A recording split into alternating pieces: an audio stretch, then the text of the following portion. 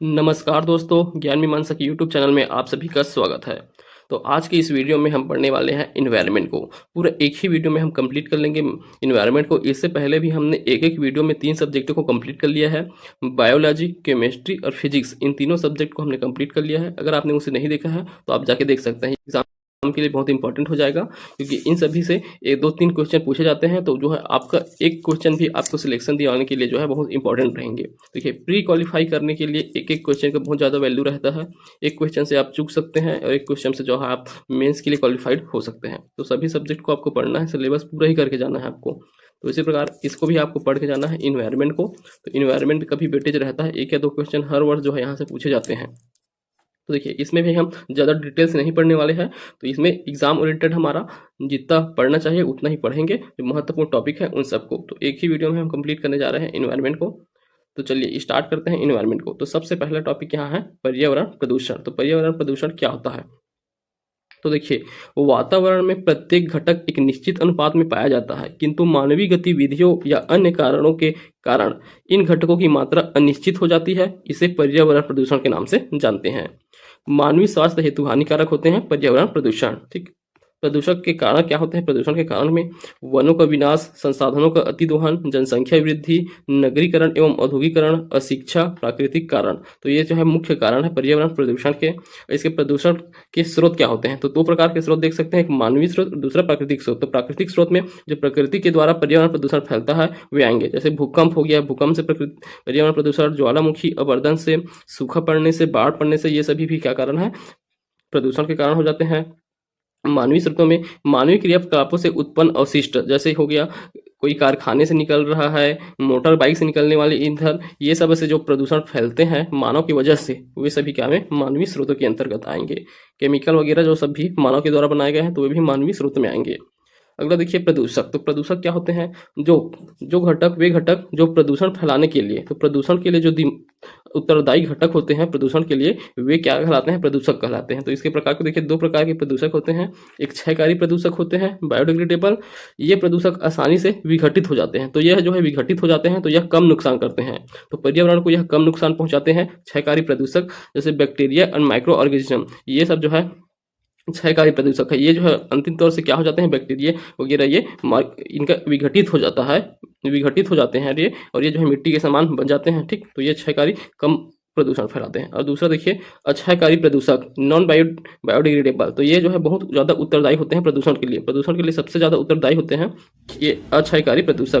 तो देखिए, इन प्रदूषकों का विघटन नहीं होता है, इन प्रदूषकों का विघटन नहीं होता है या फिर बहुत कम विघटन होता है। जैसे हो गया मर्क्यूरी, आर्सेनिक। तो ये जो है बहुत ज़्यादा प्रदूषक फैलाने वाले तत्व हैं, इनका विघटन नहीं होता है या बहुत कम विघटन होता है। ये सब यौगिक हो गए। एल्यूमिनियम के डिब्बे हो जाते हैं, plastic, DDT, carbon monoxide, hydrogen, sulphur dioxide, nitrogen के ऑक्साइड, ओजोन, धूल, धुआं, लेड, पारा और एक कैडमियम, ये सभी धातु और कीटनाशक, ये सभी अक्षयकारी प्रदूषक के रूप में जाने जाते हैं। ठीक, तो यही जो है पर्यावरण प्रदूषण के लिए सबसे ज़्यादा उत्तरदायी होते हैं अक्षयकारी प्रदूषक। अब चलिए पर्यावरण प्रदूषण के जो है अलग अलग रूप होते हैं। तो वायु प्रदूषण अलग पढ़ेंगे, जल प्रदूषण अलग पढ़ेंगे, ध्वनि प्रदूषण अलग पढ़ेंगे। तो इन्हीं से जो है पढ़ना है। तो सबसे पहले देखिए वायु प्रदूषण। तो वायु प्रदूषण क्या होगा? तो वायुमंडल में, तो वायु प्रदूषण का संबंध किससे? वायुमंडल से रहेगा। तो वायुमंडल में विद्यमान गैसें एक निश्चित मात्रा व अनुपात में होते हैं। जैसे नाइट्रोजन कैसे रहता है? 78% रहता है। ऑक्सीजन जो है 21% लगभग रहता है। कार्बन मोनोऑक्साइड रहता है, आर्गन रहता है। तो ये सभी जो है एक निश्चित अनुपात में होते हैं।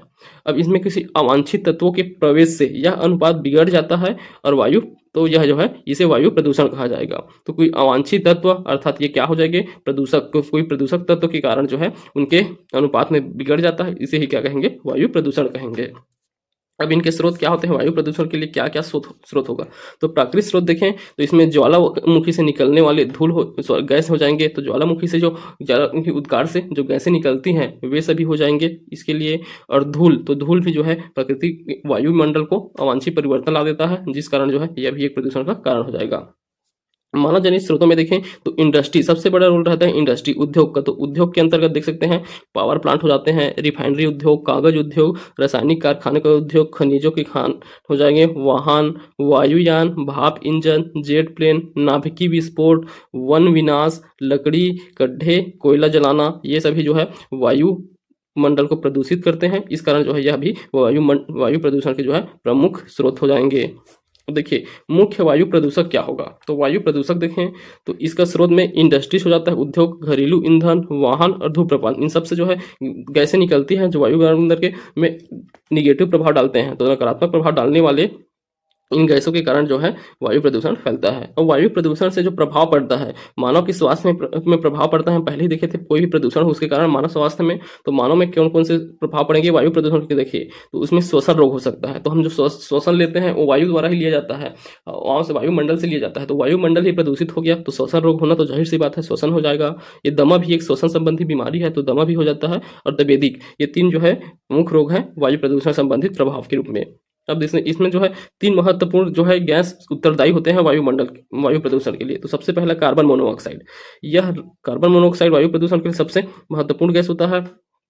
यह रक्त में हीमोग्लोबिन से जुड़कर इसकी ऑक्सीजन वहन क्षमता को कम कर देता है। यह मुख्यतः केंद्रीय तंत्रिका तंत्र को प्रभावित करता है। तो देखिए हीमोग्लोबिन में जो ऑक्सीजन वहन करने की क्षमता होती है उसे कम कर दिया जाता है कार्बन मोनोऑक्साइड द्वारा, जिसके कारण मनुष्य के केंद्रीय तंत्रिका तंत्र को प्रभावित करता है कार्बन मोनोऑक्साइड।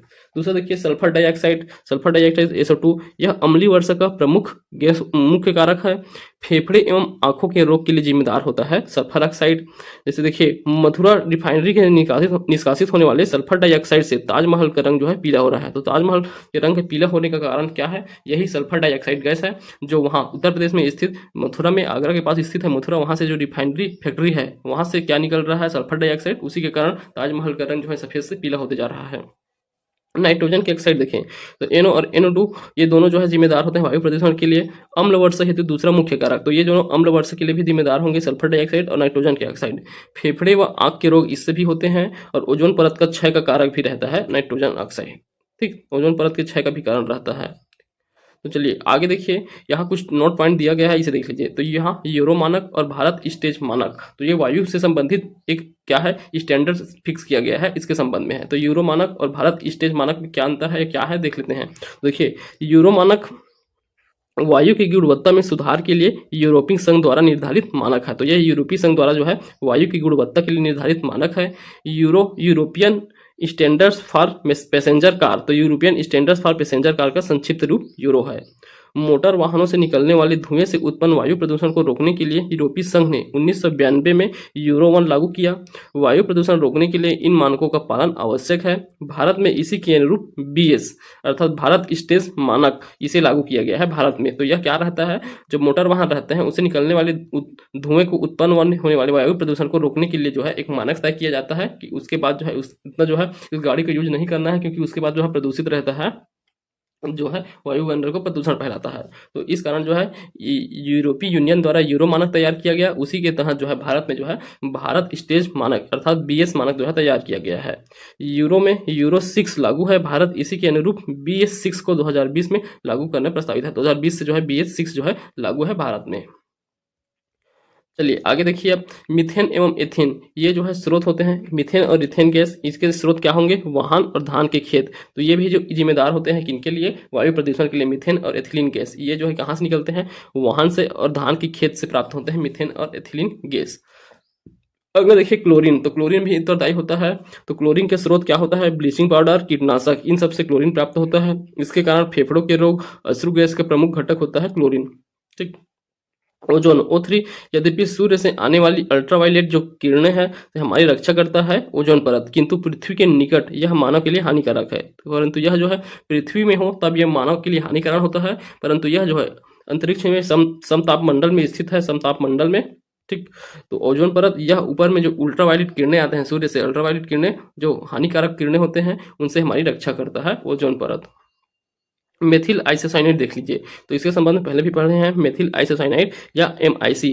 यह जो है 2-3 दिसंबर 1984 को हुआ था, भोपाल गैस कांड। तो भोपाल गैस कांड हुआ था, उसमें यूनियन कार्बाइड के कारखाने से मुख्य इसी गैस का रिसाव हुआ था। तो भोपाल गैस कांड जानते हैं कब हुआ था? दिसंबर 1984 में, जिसमें मेथिल आइसोसाइनाइड गैस का ही क्या हुआ था? रिसाव हुआ था। तो इसी गैस के कारण जो है बहुत ज़्यादा प्रदूषण फैला हुआ था। यहाँ देखिए कुछ प्रमुख गैसों को दिया गया है। ऑक्सीजन O2, ओजोन O3 होता है, carbon monoxide CO2, carbon dioxide CO, carbon monoxide का CO2, कार्बन डाइऑक्साइड का, नाइट्रोजन का N, और नाइट्रस एसिड का HNO3, सल्फर डाइऑक्साइड का SO2, सल्फ्यूरिक एसिड H2SO4, जल H2O, सीसा जो है Pb, और पारा का रहता है Hg, और कैडमियम का रहता है Cd। यहाँ देखिए CFC, क्लोरोफ्लोरोकार्बन्स। ठीक, यही सब जो है आपको बार बार ये नाम मिलेगा, इसलिए आपको याद रखना है फार्मूला से। देखिए भारत में पर्यावरण पुरस्कार, तो भारत में पर्यावरण के क्षेत्र में दिए जाने वाले कुछ प्रमुख पुरस्कारों को दिया गया है। इंदिरा गांधी पर्यावरण पुरस्कार दिया जाता है, इंदिरा प्रियदर्शनी वृक्ष मित्र पुरस्कार, राजीव गांधी वन्य जीव संरक्षण पुरस्कार, स्वच्छ प्रौद्योगिकी के लिए राजीव गांधी पर्यावरण पुरस्कार भी दिया जाता है, अमृता देवी बिश्नोई वन्य जीव संरक्षण पुरस्कार, जैव विविधता हेतु BP पाल राष्ट्रीय पर्यावरण पुरस्कार, डॉक्टर सलीम अली राष्ट्रीय वन्य जीव फेलोशिप पुरस्कार। ये जो है प्रमुख पुरस्कार है भारत में पर्यावरण के क्षेत्र में दिए जाने वाले। आगे देखिए ध्वनि प्रदूषण। तो ध्वनि प्रदूषण, जब ध्वनि एक निश्चित सीमा को पार कर शरीर पर प्रतिकूल प्रभाव डालने लगती है तो वह ध्वनि प्रदूषण कहलाता है। इसे शोर भी कहते हैं। ठीक, तो ध्वनि प्रदूषण क्या होगा? ध्वनि एक निश्चित सीमा को पार कर शरीर पर प्रतिकूल प्रभाव डालने लगे तब वह ध्वनि प्रदूषण या शोर कहलाता है। ध्वनि की तीव्रता को मापने के लिए जो इकाई होता है वह क्या है? डेसिबल। शोर की अधिकतम सुरक्षित सीमा 90 डेसिबल होता है। विभिन्न प्रकार की ध्वनियों का मान दिया गया है। देखिए, तो धीमी फुसफुसाहट वाली जो ध्वनि रहेगा वो 20 डेसिबल का, सामान्य वार्तालाप के लिए 40 से 60 डेसिबल का प्रयोग करते हैं। मोटर गाड़ी का 95 रहता है, जेट प्लेन का 140, रॉकेट का 180, अंतिम सहन सीमा रहता है 140 का। तो सुरक्षित सीमा जो है क्या रहता है? अधिकतम सुरक्षित सीमा 90 डेसिबल तक की हम सुन सकते हैं। यही कहीं कहीं 80 और 85 भी प्राप्त होता है। 80 और 85 तो ऑप्शन लिख के आप आंसर लगाएंगे। अब आगे देखिए ध्वनि प्रदूषण के मानव जनित स्रोत। ध्वनि प्रदूषण के मानव जनित स्रोत क्या रहेंगे? औद्योगिकरण, वाहन, लाउड स्पीकर, रेडियो, पटाखे, सैन्य अभ्यास। तो जहां से ध्वनि निकल रहा है तो औद्योगिकरण से भी ध्वनि निकलता है। उद्योगों से जो मशीनों की आवाज आते हैं वे, वाहनों से, लाउड स्पीकर से, रेडियो, पटाखे, सैन्य अभ्यास, ये सबसे भी ध्वनि प्रदूषण फैलते हैं। ध्वनि प्रदूषण से प्रभाव क्या पड़ता है? तो सबसे ज्यादा इसका प्रभाव जो है मानसिक रूप से ज्यादा पड़ता है। श्रवण शक्ति का ह्रास, श्रवण शक्ति सुनाई नहीं देगा, ये तो सही ही है। उसके बाद नींद में बाधा आता है, तो ये जो है मानसिक तनाव उत्पन्न करता है। एकाग्रता में कमी, ब्लड प्रेशर और कोलेस्ट्रॉल की मात्रा में वृद्धि हो जाता है। तंत्रिका तंत्र का दुष्प्रभाव, तो यही सबसे महत्वपूर्ण है। गर्भपात भी होता है इससे। पशु पक्षियों एवं वनस्पतियों पर दुष्प्रभाव पड़ता है ध्वनि प्रदूषण से। ठीक, तो ये जो है प्रमुख इससे प्रभाव है। यहाँ देखिए नोट पॉइंट के रूप में दिया गया है पर्यावरण संबंधी जो प्रमुख दिवस है उसे। तो इन दिवसों को नाम आपको याद रखना है। 21 मार्च को विश्व वानिकी दिवस मनाया जाता है, 22 मार्च को विश्व जल दिवस। तो ये याद रखेंगे, 21 मार्च और 22 मार्च को विश्व वानिकी दिवस, फिर विश्व जल दिवस। देखिए 22 अप्रैल को विश्व पृथ्वी दिवस मनाया जाता है। वही 22 मई को विश्व जैव विविधता दिवस। तो 22 मई याद रखेंगे विश्व जैव विविधता दिवस, बायोडाइवर्सिटी डे। तो और 22 अप्रैल को था विश्व पृथ्वी दिवस। 5 जून को विश्व पर्यावरण दिवस, ये तो आपको सबको याद होगा, 5 जून विश्व पर्यावरण दिवस है। 16 सितंबर को विश्व ओजोन दिवस। तो 16 सितंबर विश्व ओजोन दिवस। 25 नवंबर विश्व पर्यावरण संरक्षण दिवस। विश्व पर्यावरण संरक्षण दिवस 25 नवंबर को। और 2 दिसंबर को प्रदूषण निवारण दिवस। 2 दिसंबर प्रदूषण निवारण दिवस। यही बात दिया कि भारत में पर्यावरण संबंधी कुछ कानून है उन्हें भी दिया गया है। तो कानूनों को दिया गया है, प्रमुख कानूनों को याद रखेंगे। भारतीय वन कानून 1927 में, वन संरक्षण अधिनियम 1980, पर्यावरण संरक्षण अधिनियम 1986, जल प्रदूषण निवारण एवं नियंत्रण अधिनियम 1974, वायु प्रदूषण निवारण एवं नियंत्रण अधिनियम 1981, वन्यजीव संरक्षण अधिनियम 1972। तो देखिए इसे जो है क्रम से जमाने के लिए ही पूछा जाता है, क्रम से जमाने के लिए। तो आप इसे क्रम से भी याद रखेंगे। तो देखिए सबसे पहले आपको याद रखते हैं, चलिए 1927 में सबसे पहले आया था भारतीय वन कानून। तो ये वन कानून है। ठीक, तो यह भारतीय वन कानून 1927 में आया था, ब्रिटिश काल में ही। उसके बाद देखिए सबसे पहले आता है वन्यजीव संरक्षण अधिनियम। तो सबसे पहले याद रखना है वन्यजीव का सबसे पहले संरक्षण किया गया। उसके बाद जल प्रदूषण, ठीक, उसके बाद कौन सा? जल प्रदूषण का संरक्षण किया गया। वन्यजीव, जल प्रदूषण, उसके बाद वन संरक्षण अधिनियम 1980 आता है। वन्यजीव संरक्षण 1972, जल प्रदूषण निवारण एवं नियंत्रण 1974, उसके बाद वन संरक्षण अधिनियम 1980। उसके बाद देखिए वायु प्रदूषण निवारण अधिनियम आता है वायु प्रदूषण निवारण एवं नियंत्रण अधिनियम 1981, फिर लास्ट में 1986 में सबको एक साथ कंपाइल करके पर्यावरण संरक्षण अधिनियम के रूप में लाया गया, ऐसे याद रखेंगे। तो देखिए सबसे पहले भारतीय वन कानून 1927, वन्य जीव संरक्षण अधिनियम, पहले जीवों का संरक्षण, उसके बाद जल का संरक्षण, फिर वन संरक्षण अधिनियम, उसके बाद कौन सा वायु प्रदूषण निवारण अधिनियम, उसके बाद कौन सा पर्यावरण संरक्षण अधिनियम। तो क्रम से भी आपको याद रखना है, क्रम से भी जमाने को पूछा जा सकता है। चलिए आगे देखिए ग्रीन हाउस प्रभाव। तो ग्रीन हाउस प्रभाव क्या होता है, इसके लिए क्या क्या गैसें जिम्मेदार होते हैं ग्रीन हाउस गैसें के रूप में, देख सकते हैं। देखिए कार्बन डाइऑक्साइड एवं कुछ अन्य गैसों के वातावरण में अधिक उत्सर्जन के फलस्वरूप भूमंडल के तापमान में निरंतर वृद्धि होती है। वैज्ञानिक जॉन हिंडल ने सर्वप्रथम इसके बारे में बताया था। तो ग्रीन हाउस गैस के बारे में सबसे पहले जॉन हिंडल द्वारा बताया गया था। प्रमुख ग्रीन हाउस गैस कौन से हैं, तो सबसे प्रमुख होता है कार्बन डाइऑक्साइड। तो कार्बन डाइऑक्साइड सबसे प्रमुख होता है। उसके बाद देखिए कार्बन डाइऑक्साइड के साथ मीथेन, ओजोन, क्लोरोफ्लोरोकार्बन और हाइड्रोजन्स, ये सभी प्रमुख ग्रीन हाउस गैसेस कहलाते हैं, जिसके कार्बन डाइऑक्साइड ग्रीन हाउस प्रभाव के लिए सबसे उत्तरदायी होता है। ग्रीन हाउस गैसों की मात्रा में वृद्धि के कारण क्या होते हैं, औद्योगिकरण और वनों का विनाश, इनके कारण जो है ग्रीन हाउस गैसें बढ़ रहा है। तो देखिए औद्योगिकरण से क्या हो रहा है, वनों का भी विनाश भी हो रहा है, औद्योगिकरण से गैसें उत्पन्न होती है, जिसमें यही सब गैसें ग्रीन हाउस गैसें का उत्पन्न होते हैं, और साथ ही वनों का विनाश। तो वन का विनाश क्यों, कि पेड़ पौधे रहते हैं, तो पेड़ पौधे जो है क्या कार्बन डाइऑक्साइड हो गए, इन सब गैसों को अपने अंदर अवशोषित कर लेते हैं और ऑक्सीजन बना के उसे वापस वायुमंडल में डालते हैं, परंतु वन ही नहीं रहेंगे तो कहाँ से वे अवशोषित करेंगे। ठीक, तो इस कारण जो है वनों को विनाश भी इसके लिए कारण बन जाते हैं। इसके दुष्परिणाम देखें तो इसके दुष्परिणाम से ग्रीन हाउस गैसें के दुष्परिणाम से ही ग्लोबल वार्मिंग, औसतन तापमान में वृद्धि, समुद्री जल स्तर में वृद्धि, तटीय नगरों एवं द्वीपों के डूबने का खतरा, मौसम में परिवर्तन, ठंडे देशों में वनों में आग की समस्या, ताप वृद्धि, ये सभी जो है दुष्परिणाम देखने को मिलते हैं ग्रीन हाउस प्रभाव के कारण ही। ठीक, चलिए अगला देखिए जलवायु परिवर्तन पर सम्मेलन। तो 1997 में क्योटो में हुआ था जलवायु परिवर्तन पर सम्मेलन, 1997 में क्योटो सम्मेलन। ठीक, तो जलवायु परिवर्तन संबंधी सम्मेलन है। अभी करंट अफेयर में हम जो है इसे भी पढ़ेंगे। भूमंडलीय तापमान में वृद्धि खतरे पर जापान के क्योटो शहर में 1997 में जलवायु परिवर्तन पर अंतर्राष्ट्रीय सम्मेलन हुआ था। तो भूमंडलीय तापमान में वृद्धि में खतरे के कारण जापान के क्योटो शहर में हुआ था 1997 में जलवायु परिवर्तन पर अंतर्राष्ट्रीय सम्मेलन था। तो यहाँ से जो एक घोषणा पत्र जारी किया गया उसे क्योटो प्रोटोकॉल के नाम से जाना जाता है। तो क्योटो प्रोटोकॉल यह बहुत इंपॉर्टेंट है। देखिए क्योटो प्रोटोकॉल पर्यावरण बदलाव पर एक अंतर्राष्ट्रीय संधि थी। इस पर 1997 में क्योटो सम्मेलन के दौरान हस्ताक्षर किए गए। यह एक कानूनी एवं बाध्यकारी संधि था। तो यह बाध्यकारी संधि था। इसका लक्ष्य ग्रीन हाउस गैसें जैसे carbon dioxide, methane, nitrous oxide, sulphur chloride, hydrofluorocarbon और क्लोरोफ्लोरोकार्बन के उत्सर्जन में कमी लाना था। समझौते में विकासशील देशों पर कोई उत्सर्जन प्रतिबंध नहीं है। तो विकासशील देश थे उन पर कोई प्रतिबंध नहीं है। जो विकसित देश हैं, तो जो विकसित देश हैं उनके ऊपर जो है यह प्रतिबंध लागू हुआ था। तो इनके ऊपर कोई प्रतिबंध लागू नहीं है विकासशील देशों के ऊपर। समझौते का उल्लंघन करने पर जुर्माने का प्रावधान था। जुर्माने की राशि स्वच्छ विकास कोष, तो स्वच्छ विकास कोष भी बनाया गया, उसमें जमा किया जाएगा। इस कोष की स्थापना का प्रस्ताव ब्राजील ने किया था। तो ब्राजील द्वारा इसका विस्तार जो है किया गया। चलिए, तो ये था क्योटो प्रोटोकॉल। ये बहुत इंपॉर्टेंट हो जाता है। 1927 में हुआ था। क्योटो जो जापान में स्थित है, यहाँ क्या किया गया था, जो ग्रीन हाउस गैसें हैं उसके उत्सर्जन में कमी करने के लिए एक कानून लागू किया गया था, जो सभी विकसित देशों के लिए लागू था। चलिए अगला देखिए जल प्रदूषण। तो जल प्रदूषण के प्रमुख स्रोत क्या होंगे, तो जल प्रदूषण औद्योगिक अपशिष्ट के कारण, कृषि अपशिष्ट, रासायनिक उर्वरक, कीटनाशक, अनौपचारिक मल जल से, तापीय संयंत्र के अपशिष्ट से, थर्मल वेस्ट प्रोडक्ट से, खदानों के अपशिष्ट, माइनिंग वेस्ट से, मृदा अपरदन से, भूस्खलन एवं ज्वालामुखी आदि से। जल प्रदूषण के प्रभाव को देखें तो प्रदूषित जल के सेवन से अनेक प्रकार के संक्रामक रोग जैसे हैजा, पीलिया, अतिसार, पेचिश, फेफड़ा का कैंसर व पेट के रोग, ये सभी होते हैं जल प्रदूषण के कारण। जलीय पौधे एवं जीव जंतुओं की मृत्यु भी हो जाता है। जल प्रदूषित होता है तो फसलों पर दुष्प्रभाव पड़ता है एवं मिट्टी की उर्वरता में कमी आ जाती है।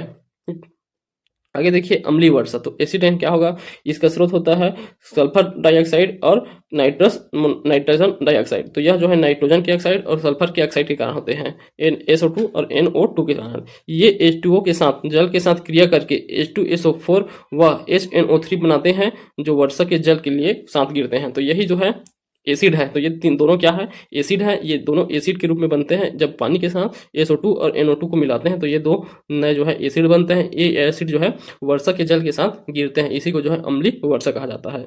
इसका प्रभाव क्या होता है, मकानों इमारतों का क्षय होने लगता है, मिट्टी की अम्लीयता में वृद्धि हो जाती है, जलीय जीवों पर दुष्प्रभाव पड़ता है, चर्म रोग होने लगते हैं। स्कैंडिनेवियन देश जैसे कि स्कैंडिनेवियन देश कौन से हैं? स्वीडिश, नॉर्वे, डेनमार्क, फिनलैंड, इन देशों पर जो है इसका सर्वाधिक प्रभाव देखने को मिलता है अम्लीय वर्षा का।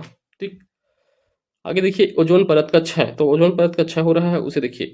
तो पृथ्वी के धरातल से 20 से 30 किलोमीटर की ऊंचाई पर वायुमंडल के समताप मंडल क्षेत्र में ओजोन गैस का एक आवरण है। तो कौन सा समताप मंडल में पाया जाता है? जो कि 20 से 30 किलोमीटर ऊंचाई पर है ओजोन परत से। यह ओजोन परत सूर्य से आने वाली हानिकारक पराबैंगनी किरणें को, जो अल्ट्रावायलेट किरणें हैं, उसे पृथ्वी पर आने से रोकती है। ये हानिकारक किरणें होते हैं अल्ट्रावायलेट किरणें।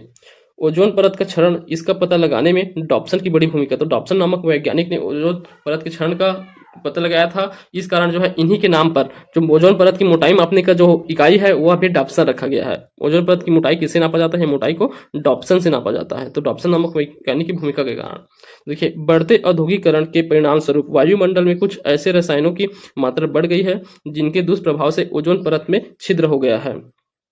छिद्र हो जाने के कारण सूर्य की हानिकारक पराबैंगनी किरणें और रेडियो विकिरण धरती तक पहुंच जाते हैं तथा जीव जंतुओं एवं वनस्पतियों पर अपना कुप्रभाव छोड़ते हैं। सर्वप्रथम अंटार्कटिका के ऊपर ओजोन छिद्र देखा गया था। तो अंटार्कटिका जो है उसके ऊपर जो है सबसे पहले ओजोन छिद्र देखा गया है। देखिए क्षय कारक गैस क्या होते हैं? तो ओजोन क्षय के लिए जो उत्तरदायी गैस है वो कौन कौन से जो गैस है उत्तरदायी होते हैं देख लीजिए। इनमें क्लोरोफ्लोरोकार्बन हो गया CFC, पर fluorocarbon, hydrochlorofluorocarbon, halogen, chlorine, methyl bromide, tetrachloride एवं नाइट्रस ऑक्साइड गैस ये प्रमुख होते हैं ओजोन क्षरण के उनके क्षय के लिए। क्लोरोफ्लोरोकार्बन को फ्रियान के नाम से भी जानते हैं। तो CFC गैस को जो है फ्रियान के नाम से भी जाना जाता है। क्लोरोफ्लोरोकार्बन रेफ्रिजरेटर, तो रेफ्रिजरेटर में उद्योग में प्रमुख रूप से प्रयोग किया जाता है। रेफ्रिजरेशन उद्योग जहाँ ठंडी करने की बात आता है, जैसे फ्रिज में भी जो है इसका प्रयोग किया जाता है क्लोरोफ्लोरोकार्बन का। AC में किया जाता है। नाइट्रस ऑक्साइड गैस नाइलॉन 66 एवं 612 के उत्पादन के दौरान उत्पन्न होता है नाइट्रस ऑक्साइड। तो ये नाइलॉन 66 और 612 के उत्पादन के दौरान जो है नाइट्रस ऑक्साइड उत्पन्न होता है। इनका प्रभाव क्या पड़ता है? स्किन कैंसर, ओजोन के जो क्षय होने से क्या प्रभाव पड़ता है? स्किन कैंसर, इम्यून सिस्टम में हाथ होता है, इम्यून सिस्टम में आंखों पर प्रभाव पड़ता है। तो ये सभी कारण दिखाई देते हैं ओजोन परत के क्षरण के कारण। देखिए मॉन्ट्रियल प्रोटोकॉल, तो ये ओजोन परत से संबंधित एक जो है मॉन्ट्रियल प्रोटोकॉल है। तो देखिए ओजोन परत को बचाने की सार्वभौमिक प्रयासों के तहत सर्वप्रथम 1985 में वियना सम्मेलन, तो वियना में मॉन्ट्रियल में जो है एक सम्मेलन बुलाया गया तथा 1987 में मॉन्ट्रियल प्रोटोकॉल, पहले वियना सम्मेलन हुआ 1985 में, फिर 1987 में मॉन्ट्रियल प्रोटोकॉल के रूप में राष्ट्रों द्वारा अंतर्राष्ट्रीय समझौता की मंजूरी दी गई। 1995 में इस संधि की याद पर प्रतिवर्ष 16 सितंबर को, तो 16 सितंबर को इसी कारण क्योंकि ओजोन दिवस मनाया जाता है, अंतर्राष्ट्रीय ओजोन परत संरक्षण दिवस मनाया जाता है। अंतर्राष्ट्रीय ओजोन परत संरक्षण दिवस मनाया जाता है 16 सितंबर को। CFC पर समयबद्ध तरीके से रोक लगाना ही मॉन्ट्रियल प्रोटोकॉल का प्रमुख उद्देश्य है। CFC पर, ठीक, क्लोरोफ्लोरोकार्बन पर मॉन्ट्रियल प्रोटोकॉल में वर्ष 2000 तक क्लोरोफ्लोरोकार्बन उपयोग एवं पूर्ण प्रतिबंध लगाना शामिल था। मॉन्ट्रियल संधि को इतिहास में सबसे सफल अंतर्राष्ट्रीय पर्यावरण संधि के रूप में जाना जाता है। सभी देशों ने इस संधि को अनुमोदित कर दिया है। वर्ष 1990 में लंदन संशोधन में हाइड्रोजन तत्व क्लोरीन व ब्रोमीन को भी ओजोन परत के क्षय के लिए जिम्मेदार माना गया। भारत मॉन्ट्रियल संधि प्रस्ताव में लंदन संशोधन के पश्चात 1992 में शामिल हो गया। तो इसी लंदन संशोधन के पश्चात जो है भारत इस मॉन्ट्रियल संधि में प्रस्तावित हो गया, अर्थात भारत में भी यह जो है मॉन्ट्रियल प्रोटोकॉल लागू होता है। इसमें ओजोन के जो प्रभावी गैस रहते हैं जिनमें सबसे प्रमुख है CFC गैस, ओजोन के हानिकारक में सबसे CFC। तो इस CFC के उत्सर्जन को कम करना, इसे प्रतिबंध करने के लिए जो है सभी देशों के बीच जो समझौता हुआ है वही मॉन्ट्रियल प्रोटोकॉल के रूप में जाना जाता है। चलिए आगे देखिए अब रेडियो एक्टिव प्रदूषण। तो अगला है रेडियो एक्टिव प्रदूषण। रेडियो एक्टिव पदार्थों से उत्सर्जित विकिरणों से जो प्रदूषण फैलता है उसे रेडियो एक्टिव प्रदूषण कहा जाता है। ये घातक विकिरण होते हैं जैसे अल्फा, बीटा, गामा और प्रोटॉन और न्यूट्रॉन। तो ये सभी के कारण जो प्रदूषण फैलता है, alpha, beta, gamma, proton, neutron, ultraviolet किरणें, इन सब के कारण जो फैलता है वह क्या होता है? रेडियो एक्टिव प्रदूषण। तो इसके लिए प्रमुख स्रोत क्या होंगे? यूरेनियम 238, थोरियम 235, 232, पोटेशियम 40, एक्सरे, नाभिकीय ईंधन, नाभिकीय परीक्षण, ये सभी जो है रेडियो एक्टिव प्रदूषण के लिए प्रमुख स्रोत है। इससे क्या प्रभाव पड़ता है? व्यक्ति की मृत्यु भी हो सकता है इससे, विकलांगता, बच्चों का जन्म होना, बांझपन, त्वचा संबंधी रोग, ल्यूकेमिया, ये सभी जो रोग हैं ये होते हैं रेडियो एक्टिव प्रदूषण के कारण। नाभिकीय विस्फोट की घटनाओं को देखें तो ये बहुत इंपॉर्टेंट हो जाते हैं। नाभिकीय विस्फोट की घटना हमें कहाँ कहाँ देखने को मिलता है, देखिए तो एक है चेरनोबिल घटना। चेरनोबिल घटना यह 1986 में हुआ था। तो 1986 में यह विश्व का सबसे बड़ा नाभिकीय संयंत्र दुर्घटना है, जो पूर्व सोवियत संघ यूएसएसआर, जो पूर्व और अभी वर्तमान देखें तो यूक्रेन, तो यूक्रेन में स्थित है चेरनोबिल। वहीं पास जो है एक क्या था, नाभिकीय संयंत्र था। वहाँ जो है एक बहुत बड़ी दुर्घटना हुआ कि वहाँ जो है ब्लास्ट हो गया था, गैसों का रिसाव होना स्टार्ट हो गया था। तो चेरनोबिल दुर्घटना 1986 में हुआ है, याद रखेंगे। यहाँ भी क्रम से जमाने के लिए पूछा जाता है। तो नाभिकीय विस्फोट की जो घटना है इसे क्रम से जमाने के लिए तो 1986 में हुआ है चेरनोबिल दुर्घटना यूक्रेन में। उसके बाद 3 माइल आइसलैंड दुर्घटना, तो आइसलैंड की घटना है। 3 माइल आइसलैंड दुर्घटना 3 माइल आइसलैंड दुर्घटना यह यूएसए में हुआ था 1989 में, 79 में, ठीक 1979 में जो है यूएसए में हुआ था आइसलैंड दुर्घटना। ठीक 3 माइल आइसलैंड दुर्घटना यूएसए में 1979 में। देखिए इसके अलावा हिरोशिमा और नागासाकी बम विस्फोट आप सभी जानते ही होंगे। हिरोशिमा नागासाकी का द्वितीय विश्व युद्ध के दौरान जापान के नगर हिरोशिमा में 6 अगस्त को और नागासाकी में 9 अगस्त 1945 को अमेरिका द्वारा परमाणु बम गिराया गया था। तो हिरोशिमा नागासाकी आप जान रहे हैं 1945 है इसका 1979 हो गया और इसका 1986। और एक जो है आप जो भोपाल गैस ट्रेजेडी है उसे भी याद रखेंगे। भोपाल गैस ट्रेजेडी वह जो है एक महत्वपूर्ण जो है हानिकारक गैस था आइसोसाइनाइट उसके कारण हुआ था, तो उसे भी याद रखेंगे। वह 1984 में हुआ है। ठीक चलिए आगे देखिए मृदा प्रदूषण। अब मृदा प्रदूषण मिट्टी में विभिन्न प्रकार के खनिज तत्व, लक्षण, कार्बनिक पदार्थ, गैस एवं जल का एक निश्चित अनुपात होता है। मिट्टी में उपयुक्त सभी पदार्थों की मात्रा एवं अनुपात में हुआ परिवर्तन मृदा प्रदूषण कहलाता है। इसके स्रोत देखें तो मृदा अपरदन, वन विनाश, जैविक प्रदूषक, घरेलू व्यर्थ पदार्थ, कृषि में प्रयुक्त कीटनाशक, उर्वरक आदि जो है इसके जिम्मेदार होते हैं। उद्योगों में से निष्कासित पदार्थ, धातु गलन खनन कार्य, ये सभी जो है मृदा प्रदूषण के प्रमुख कारक होते हैं। इनके प्रभाव को देखें तो मृदा की उर्वरता शक्ति का ह्रास हो जाता है। हानिकारक पदार्थ फसलों द्वारा खाद्य श्रृंखला में प्रवेश कर उसे नुकसान पहुंचाया जाता है। फसल उत्पादकता एवं फसल की उत्पादन में कमी होता है मृदा प्रदूषण के कारण। आगे देखिए पर्यावरण संरक्षण से लिए विश्व स्तर पर किए गए जो प्रयास हैं उसे दिया गया है। क्या अभी तक के जो है कौन कौन से सम्मेलन हुए हैं जिनके द्वारा क्या प्रयास किए गए हैं उसकी सूची यहाँ दिया गया है। और इसी के संबंधित जो कुछ महत्वपूर्ण है उन्हें जो है आगे डिटेल से भी दिया गया है। तो चलिए देखिए इसमें महत्वपूर्ण कौन कौन से सम्मेलन है। तो देखिए 1972 में हुआ था तो स्टॉकहोम, तो स्टॉकहोम में जो है हुआ था 1972 में मानव पर्यावरण सम्मेलन। तो मानव पर्यावरण ये प्रथम मानव पर्यावरण सम्मेलन था 1972 में स्टॉकहोम में। ये पर्यावरण संरक्षण हेतु फलतः यूनेपी की स्थापना किया गया था। विश्व यूनेपी तो यह जो है अंतरराष्ट्रीय यूनाइटेड नेशन इन्वायरमेंट प्रोग्राम, तो इसका स्थापना जो है इसी मानव पर्यावरण सम्मेलन जो स्टॉकहोम में हुआ था 1972 में, उसी के जो है परिणाम स्वरूप यूएनईपी का गठन किया जाता है। पर्यावरण संरक्षण हेतु किया गया पहला सम्मेलन था। उसके बाद देखिए दूसरा हुआ था 1979 में जिनेवा में। 1979 जिनेवा में यह विश्व जलवायु सम्मेलन था। विश्व जलवायु सम्मेलन 1979 जिनेवा का। 1985 में वियना में हुआ था वियना कन्वेंशन। ओजोन संरक्षण पर बैठक था वियना कन्वेंशन। उसके बाद 1987 में मॉन्ट्रियल प्रोटोकॉल, यह भी ओजोन परत को क्षति को पहुंचाने वाले पदार्थों के उत्पादन एवं उपयोग को प्रतिबंध करने के लिए समय सीमा पर निर्धारित करने वाले संधि है। तो इसे हम देख चुके हैं अभी। आगे देखिए 1992 में रियो डी जेनेरिया में प्रथम पृथ्वी सम्मेलन। तो प्रथम पृथ्वी सम्मेलन हुआ था रियो डी जेनेरिया में 1992 में। यह पर्यावरण विकास के लिए अंतर्राष्ट्रीय सहयोग एजेंडा 21 स्वीकृति किया। तो एजेंडा 21 जो है लागू हुआ था। पृथ्वी सम्मेलन प्रथम रियो डी जेनेरिया में हुआ था। इसके 3 हुए हैं सम्मेलन पृथ्वी सम्मेलन। दूसरा जो है जोहान्सबर्ग में होता है 2002। ये साउथ दक्षिण अफ्रीका का एक शहर है जोहान्सबर्ग, 2002 में होता है पृथ्वी सम्मेलन द्वितीय। और पृथ्वी सम्मेलन तृतीय जो है फिर से 2000 जो है इसके फिर 10 साल बाद 2012 में, तो 2012 में कहाँ किया जाता है, रियो डी जेनेरिया में ही किया जाता है 2012 में पृथ्वी सम्मेलन तृतीय। यहाँ 1997 में देखिए क्योटा, जापान के क्योटा में क्योटा प्रोटोकॉल, इसे भी पढ़ चुके हैं। ग्रीन हाउस गैसों की पहचान एवं भूमंडलीय तापमान से कम करना, ग्लोबल वार्मिंग नियंत्रण हेतु संधि फरवरी 2005 में लागू हुआ था यह क्योटा प्रोटोकॉल। इसके अलावा देखिए पेरिस, तो पेरिस में हुआ था COP21 2015 में पेरिस में COP21 हुआ था। तो पेरिस एग्रीगेट जलवायु परिवर्तन, यहाँ पेरिस एग्रीमेंट जारी किया गया था। जलवायु परिवर्तन पर संयुक्त राष्ट्र सम्मेलन, ग्लोबल वार्मिंग पर रोक लगाने के लिए सहमति। इस मसौदे के पर्यावरण तापमान में वृद्धि दर को डिग्री सेल्सियस के नीचे रखने का प्रस्ताव रखा गया था। 12 दिसंबर 2015 को एग्रीमेंट पर हस्ताक्षर, 2 अक्टूबर 2016 को भारत द्वारा पुष्टि, 4 नवंबर 2016 को पेरिस एग्रीमेंट लागू हुआ था। ठीक, तो 2015 में हुआ था, इसका लागू 4 नवंबर 2016 को पेरिस एग्रीमेंट को लागू किया गया। अंतर्राष्ट्रीय सौर गठबंधन, तो इसे हम पहले पढ़े, करंट अफेयर में भी पढ़े हैं। अंतर्राष्ट्रीय सौर संगठन, पेरिस जलवायु परिवर्तन जो COP21 हुआ था, COP21 इसी में 2015 के दौरान प्रधानमंत्री नरेंद्र मोदी ने अंतर्राष्ट्रीय सौर गठबंधन का शुभारंभ किया। भारत हरियाणा के गुड़गांव में राष्ट्रीय सौर संगठन सौर ऊर्जा संस्थान के परिसर में इस पहल की मेजबानी करेगा। तो भारत के द्वारा इसकी मेजबानी, तो अभी वर्तमान में इसके अध्यक्ष भी भारत को फिर से बनाया गया है, हम पढ़े ही हैं करंट अफेयर में। तो अंतर्राष्ट्रीय सौर संगठन ISA, तो इसका जो है अभी तक के जो है अध्यक्ष जो है भारत है। आगे देखिए, मानव पर्यावरण पर स्टॉकहोम सम्मेलन। तो 1972 के स्टॉकहोम सम्मेलन में क्या क्या प्रमुख मुद्दा था आप देख सकते हैं। मानव पर्यावरण पर संयुक्त राष्ट्र संघ का यह सम्मेलन स्वीडन के स्टॉकहोम शहर में 1972 में हुआ था। इसका प्रमुख उद्देश्य अंतर्राष्ट्रीय स्तर पर मानवीय पर्यावरण के संरक्षण तथा सुधार की विश्वव्यापी समस्या का निदान करना था। पर्यावरण के संरक्षण के संबंध में अंतर्राष्ट्रीय स्तर पर यह पहला बड़ा प्रयास था। सम्मेलन में शामिल देशों में पहली बार एक ही पृथ्वी का सिद्धांत दिया गया था। तो एक ही पृथ्वी का सिद्धांत, वन अर्थ का जो है सिद्धांत इसी में दिया गया था, स्टॉकहोम सम्मेलन में। इस सम्मेलन में संयुक्त राष्ट्र पर्यावरण कार्यक्रम अर्थात UNEP का जन्म हुआ था। प्रत्येक 5 जून को पर्यावरण दिवस मनाया जाता है।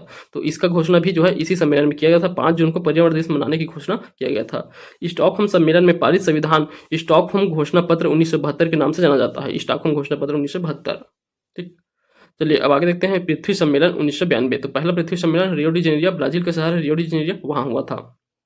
तो संयुक्त राष्ट्र महासभा द्वारा 1983 में एक आयोग का गठन किया गया था, जिसके अध्यक्ष नॉर्वे के प्रधानमंत्री ग्रो हार्लेम बर्टलैंड थे। आयोग की रिपोर्ट का शीर्षक था हमारा समान भविष्य। आयोग द्वारा पर्यावरणीय खतरे का एहसास कराते हुए सम्मेलन बुलाए जाने का आग्रह किया गया। इसी परिप्रेक्ष्य में बुलाए गए पर्यावरण एवं विकास पर संयुक्त राष्ट्रीय सम्मेलन को पृथ्वी सम्मेलन के नाम से जाना जाता है। पर्यावरण एवं विकास पर संयुक्त राष्ट्र सम्मेलन था, इसे पृथ्वी सम्मेलन के नाम से जाना जाता है। यह सम्मेलन रियो सम्मेलन के नाम से भी जानते हैं, क्योंकि यह रियो पृथ्वी सम्मेलन ब्राजील की राजधानी है रियो डी जेनेरिया, वहां आयोजित किया गया था जून 1992 में। पृथ्वी सम्मेलन 2 अंतर्राष्ट्रीय दस्तावेज एजेंडा 21 एवं रियो घोषणा पत्र स्वीकार किया गया था। एजेंडा 21 और रियो घोषणा पत्र। ठीक, एजेंडा 21 में क्या क्या था देख सकते हैं। एजेंडा 21 देशों से यह अपेक्षा करता था कि वे अपनी नीतियों एवं कार्यक्रमों को एजेंडा 21 को ध्यान में रखकर बनाने का प्रयास करें। यह एजेंडा पारिस्थितिक विनाश एवं आर्थिक असफलता दूर करने के लिए कार्यक्रम का उल्लेख करता है। यह निम्न विषयों पर जोर देता है, जैसे गरीबी, उपभोग के ढंग, स्वास्थ्य, मानवीय व्यवस्थापन, वित्तीय संसाधन, प्रौद्योगिकी उपकरण, इन सब पर जोर देता है एजेंडा 21। और रियो घोषणा को पृथ्वी चार्टर के नाम से भी जाना जाता है। इसे पृथ्वी चार्टर के नाम से भी जानते हैं रियो घोषणा को। देखिए, दूसरा पृथ्वी सम्मेलन कहाँ हुआ था 2002 में, जोहान्सबर्ग। तो दक्षिण अफ्रीका की राजधानी है जोहान्सबर्ग में सतत विकास के लिए यह द्वितीय पृथ्वी सम्मेलन 2002 में किया गया। इस सम्मेलन में गरीबी और पर्यावरण पर कार्य योजना को स्वीकृति प्रदान की गई थी। सम्मेलन में गरीबी को विश्व के समक्ष सबसे बड़ी चुनौती के रूप में स्वीकार करते हुए इसके उन्मूलन के लिए वैश्विक कोष बनाने का सहमति व्यक्त किया गया था। वर्ष 2020 तक के रसायनों के उत्पादन तथा प्रयोग को मनुष्यों और पर्यावरण के लिए सुरक्षित बनाने पर बल दिया गया था। खतरनाक कचरे के उचित प्रबंधन को बढ़ावा देने में सहमति दिया गया था। स्वच्छ जल पर बल दिया गया। ऊर्जा प्रयोग में कुशलता बढ़ाने और स्वच्छ ऊर्जा का इस्तेमाल बढ़ाने का भी संकल्प रखा गया था। पृथ्वी सम्मेलन 2002 में यह हुआ था। 2002 कहाँ, जोहान्सबर्ग में। इसके बाद इसी संबंधित जो है पृथ्वी सम्मेलन तृतीय भी होता है। पृथ्वी सम्मेलन तीसरा कहाँ होता है, रियो डी जेनेरिया में ही होता है, याद रखेंगे, रियो डी जेनेरिया में। ठीक, 2012 में 10 वर्ष की गेप में हुआ है यह। ठीक, 2012 में हुआ था। यहाँ देखिए इन्वायरमेंटल ऑर्गेनाइजेशन, तो महत्वपूर्ण जो है पर्यावरण से संबंधित जो ऑर्गेनाइजेशन है उसे, तो 1961 में बना था world wild life fund, WWF। यह जो है किसके द्वारा, चैरिटेबल ट्रस्ट इन मॉर्गस, स्विट्जरलैंड में स्थित है। स्विट्जरलैंड के मॉर्गस में बनाया गया वर्ल्ड वाइल्ड लाइफ फंड 1961 में। 1972 में यूनाइटेड नेशंस इन्वायरमेंट प्रोग्राम अर्थात UNEP का स्थापना किया गया स्टॉकहोम कॉन्फ्रेंस के द्वारा। 1988 में क्या, IPCC अर्थात into government panel of climate change बनाया गया। 1971 में green peas founded in Vancouver, Canada. तो कनाडा में जो है ग्रीन पीस हरित शांति जो है स्थापित किया गया। 1988 में फिर से PCC इस्टेब्लिश किया जाता है, वर्ल्ड मेट्रोलॉजिकल ऑर्गेनाइजेशन, और UNEP द्वारा जो है IPCC स्थापित किया जाता है, inter government panel of climate change को 1988 में। देखिए 1984 में जो क्या हुआ था, भोपाल में जो गैस त्रासदी हुआ उसे दिया गया था। कब हुआ था, 1984 में भोपाल गैस त्रासदी जो हुआ था वो मेथाइल आइसोसाइनाइड गैस जो है लीकेज हुआ था। 1986 में चेरनोबिल, तो चेरनोबिल यह जो है यूक्रेन का जो है न्यूक्लियर पावर प्लांट एक्सीडेंट था। Chernobyl worst nuclear power plant accident था। 1987 में वर्ल्ड पॉपुलेशन रीच 5 बिलियन, तो 1987 में 5 बिलियन हो गया था विश्व का जनसंख्या, और 1999 में 6 बिलियन और 2011 में 7 बिलियन हो गया था। 31 अक्टूबर 2011 को, तो 31 अक्टूबर विश्व जनसंख्या दिवस मनाया जाता है। आगे देखिए पारिस्थितिकी तंत्र, तो अगला टॉपिक है हमारा पारिस्थितिकी तंत्र। ये बहुत ज्यादा इंपॉर्टेंट हो जाता है, इकोलॉजी पारिस्थितिकी तंत्र। तो चलिए देखिए पारिस्थितिकी तंत्र में विभिन्न जीवों एवं वातावरण की मिलीजुली इकाई पारिस्थितिकी तंत्र कहलाती है। यह एक प्राकृतिक इकाई है जिसमें एक क्षेत्र से के सभी जैविक कारक जैसे पौधे, जानवर, अणुजीव तथा सभी अजैविक या भौतिक कारकों को सम्मिलित किया जाता है पारिस्थितिक तंत्र के अंतर्गत।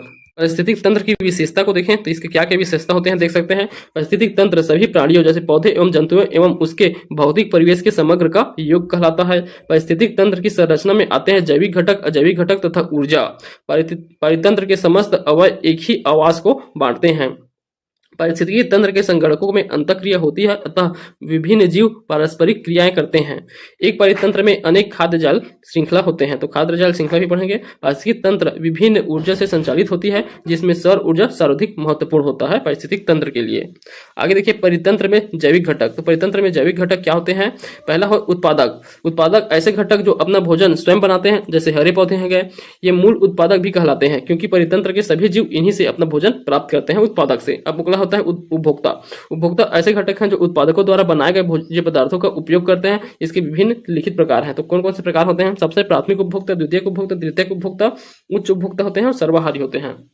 तो प्राथमिक उपभोक्ता के अंतर्गत कौन आते हैं, इसके अंतर्गत वे सभी जीव आते हैं जो हरे पौधे या उसके भाग को खाते हैं, जैसे गाय, भैंस, हिरण, टिड्डा, ये सभी हरे पौधे को खाते हैं, तो ये सभी क्या प्राथमिक उपभोक्ता के अंतर्गत आएंगे। द्वितीय उपभोक्ता के अंतर्गत, इसके अंतर्गत वे सभी जीव आते हैं जो प्राथमिक उपभोक्ता को भोजन के रूप में ग्रहण करते हैं, जैसे लोमड़ी, भेड़िया, मोर, ये सभी क्या प्राथमिक को जो है अपना भोजन बनाते हैं। तृतीयक उपभोक्ता में इसके अंतर्गत सभी जीव आते हैं जो द्वितीयक उपभोक्ता को भोजन के रूप में ग्रहण करते हैं, जैसे बाघ, चीता, शेर, ये सब इन्हीं खाते हैं, तो ये जो है तृतीयक उपभोक्ता।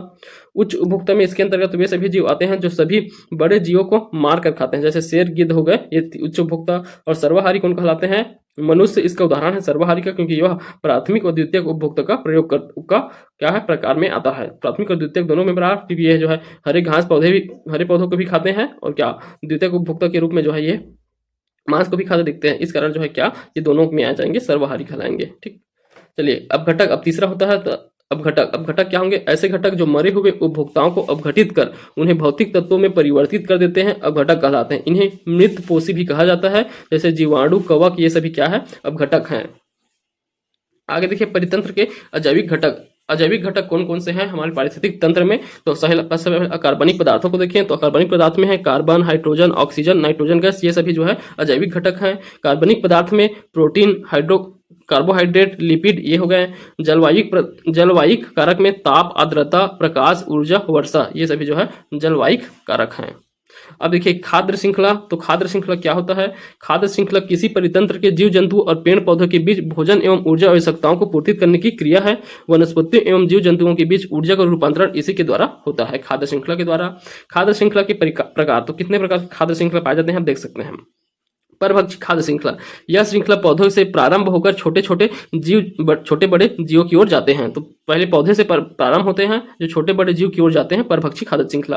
ग्रेजिंग खाद्य श्रृंखला, यह खाद्य श्रृंखला हरे पौधे से प्रारंभ होकर शाकाहारी एवं मांसाहारी जंतुओं की ओर जाते हैं। परजीवी खाद्य श्रृंखला, यह श्रृंखला बड़े से छोटे जीवों की ओर आते हैं, तो बड़े से छोटे तो यह परजीवी कहलाएंगे, और परभक्षी छोटे जीवों से बड़े जीवों की ओर जाएंगे। मृतजीवी खाद्य श्रृंखला, यह श्रृंखला बड़े पौधों एवं जंतुओं के मृत शरीर से प्रारंभ होकर जीवाणु, कवक आदि सूक्ष्म जीवों की ओर जाते हैं, तो यह मृतजीवी होते हैं जो अपघटन के दौरान घटित होते हैं, वह मृतजीवी खाद्य श्रृंखला के अंतर्गत आते हैं।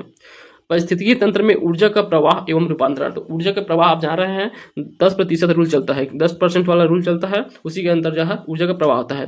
पारिस्थितिकी तंत्र की क्रियाशील ऊर्जा प्रवाह एवं भोजन श्रृंखला पर संचालित होता है। सूर्य ऊर्जा का अप्रतिम स्रोत होता है। सौर ऊर्जा का प्रकाश संश्लेषण के माध्यम से उपयोग कर प्राथमिक उत्पादों द्वारा कार्बनिक पदार्थ का उत्पादन किया जाता है। इस उत्पादित ऊर्जा का प्रयोग क्रमशः प्राथमिक, द्वितीयक एवं उच्च उपभोक्ता द्वारा किया जाता है। और 10% जो है ऊर्जा जो है आगे जो है दूसरे स्तर पर पहुंचता है। अब देखिए अगला है पदार्थ चक्र। पदार्थ चक्र उत्पादों या हरे पौधों द्वारा वातावरण के विभिन्न खनिज पदार्थ ग्रहण और वापस किया जाता है। इस दौरान कुछ वातावरणीय परिघटना होती है जो एक साथ मिलकर चक्रीय रूप बनाते हैं, जिसे पदार्थ चक्र कहा जाता है। यह अनेक स्वरूपों से में उत्पन्न होता है, जैसे ऑक्सीजन चक्र, कार्बन चक्र, नाइट्रोजन चक्र, जल चक्र। इन सब में ऑक्सीजन चक्र देखें तो ऑक्सीजन मुक्त अवस्था में वायुमंडल में 21% भाग के रूप में मौजूद है। यह जल में घुलनशील अवस्था में भी मौजूद रहता है। जीव ऑक्सीजन का प्रयोग श्वसन में करते हैं और इसके बदले वातावरण को कार्बन डाइऑक्साइड देते हैं। यह कार्बन डाइऑक्साइड पौधों द्वारा प्रयोग किया जाता है और इसके बदले वातावरण में ऑक्सीजन मुक्त किया जाता है। इस तरह पारिस्थितिकी तंत्र में निरंतर ऑक्सीजन का संचरण होते रहता है, तो यही ऑक्सीजन चक्र कहलाता है। तो वायुमंडल में जो उपस्थित ऑक्सीजन है उससे पहले मनुष्य जो है ग्रहण करते हैं और यही ऑक्सीजन जल में भी उपस्थित होता है, उसे मनुष्य जो है श्वसन के रूप में प्रयोग करते हैं। फिर जो है वातावरण में फिर से इसे कार्बन डाइऑक्साइड के रूप में छोड़ते हैं। फिर कार्बन डाइऑक्साइड को पौधों जो है अपने ऊपर लेकर जो है प्रयोग करके उसे क्या ऑक्सीजन को ऑक्सीजन रूप में जो है मुक्त कर देते हैं वातावरण में, या फिर परितंत्र में जो है यह व्यवस्था फिर से चलते रहता है। यही ऑक्सीजन चक्र कहलाता है। और दूसरा देखिए नाइट्रोजन चक्र। नाइट्रोजन चक्र जैव पदार्थों के लिए नाइट्रोजन चक्र बहुत आवश्यक क्रिया है। वनस्पति एवं जैव पदार्थों का नाइट्रोजन खाद्य के रूप में मनुष्य तथा पशुओं के काम में आता है। इसके रूप में जैविक पदार्थों के रूप में नाइट्रोजन काम में आता है। वनस्पति में सामान्य अकार्बनिक यौगिक से युक्त नाइट्रोजन पदार्थ बनते हैं। मिट्टी में असंख्य जीवाणु वायु से मुक्त नाइट्रोजन को जटिल कार्बनिक पदार्थ में परिणित करते रहते हैं। कुछ विशेष प्रकार के सिम्बे पौधे की जड़ों में स्थित जीवाणु जैसे कि राइजोबियम नाइट्रोजन का सीधा यौगीकरण कर उपयोगी नाइट्रोजन यौगिक बनाने की क्षमता रखते हैं। भूमि के अनेक जीवाणु जैसे एजोबैक्टर जटिल नाइट्रोजन जैविकों का यौगिक का विघटन कर सरल यौगिक बनाते हैं और इस विधि से समुचित मात्रा में नाइट्रोजन मुक्त होकर वायु में चला जाता है। इनके अतिरिक्त वायुमंडल में विद्युत उत्सर्जन द्वारा बना नाइट्रिक ऑक्साइड वर्षा के साथ आकर भूमि में नाइट्रोजन की मात्रा बढ़ाता है। इस प्रकार प्रकृति में नाइट्रोजन चक्र चलता रहता है। नाइट्रोजन वनस्पति एवं जीवों के काम आता है। तो यह जो है नाइट्रोजन चक्र कहलाता है। आगे देखिए जीवमंडल रिजर्व, तो बायोस्फीयर रिजर्व, तो ये सब भी इसी के अंतर, आप भूगोल में भी इसे पढ़े ही होंगे। बायोस्फीयर रिजर्व व जीवमंडल आरक्षित, तो अभी तक जो है भारत में देश में जो है 18 जीवमंडल रिजर्व स्थापित किए गए हैं। कितने? 18 जीवमंडल रिजर्व। तो देखिए सबसे पहले तो है नीलगिरी, तो नीलगिरी 1986 में केरल में स्थित, केरल, कर्नाटक और तमिलनाडु 3 राज्यों में है। यह सबसे पहला है नीलगिरी जो है बायोस्फीयर रिजर्व सबसे पहला। दूसरा नंदा देवी 1988 उत्तराखंड में है। नोकरेक यह जो है 1988 में बनाया था, मेघालय में है। मन्नार की खाड़ी 1989 में है तमिलनाडु में। सुंदरबन जो है 1989 में पश्चिम बंगाल में। मानस 1989 असम में। ग्रेट निकोबार 1989 में बना था, अंडमान निकोबार में है। सिमलीपाल आप जान रहे हैं उड़ीसा में है, 1994 में बना था। डिब्रू सेखोवा 1997 में है, असम में बना था। दिहांग या दिबांग यह 1998 में बना था, अरुणाचल प्रदेश में है। पंचमढ़ी 1999 में मध्य प्रदेश में। कंचनजंगा 2000 में सिक्किम में है। कंचनजंगा अगस्त से मलाई 2001 में तमिलनाडु एवं केरल में है। ठीक। अचानक मार अमरकंटक यह 2005 में बना था, छत्तीसगढ़ और मध्य प्रदेश के क्षेत्र में आता है। कच्छ 2008 में, गुजरात यह सबसे बड़ा है। कच्छ जो है बायोस्फीयर रिजर्व सबसे बड़ा है। कोल्ड डिजर्ट 2009 में हिमाचल प्रदेश में है। शेषाचलम पहाड़ी 2010 में बना था, यह आंध्र प्रदेश में है। और पन्ना सबसे नवीन है, 2011 में बना है, मध्य प्रदेश में। सबसे नवीन बायोस्फीयर रिजर्व है पन्ना। इसमें से 11 जीवमंडल रिजर्व यूनेस्को के man and the biosphere programme में, तो man and the biosphere programme MAN इसमें जो है शामिल है 11 जैवमंडल रिजर्व क्षेत्र। तो इनमें से जो है 18 में से 11 जो है मैन में शामिल है। Man and the biosphere programme के तहत world network of biosphere reserve सूची में शामिल किया गया है। तो ये कौन कौन से हैं आप देख सकते हैं। इसमें नीलगिरी, मन्नार की खाड़ी, नंदा देवी, सुंदरबन डेल्टा, नोकरेक, पंचमढ़ी, सिमरीपाल, अचानक मार, ग्रेट निकोबार, अगस्त से मलाई और कंचनजंगा। तो ये सभी जो है कितने? 11, टोटल 11 जो है शामिल है किसमें? Man and the biosphere programme में।